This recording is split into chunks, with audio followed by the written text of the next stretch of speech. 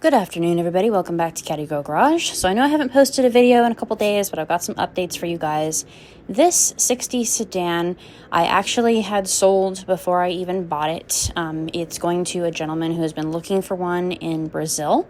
He's going to give it a full restoration and get it back on the road where it belongs.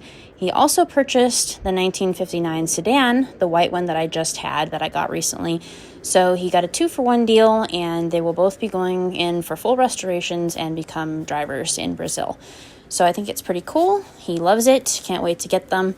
So it came from Vegas area today, and I'll give you an update when I actually get it here. William, of course, was good enough to go get it for me, as he always is. Thank you guys for watching the video. I'll see you next time.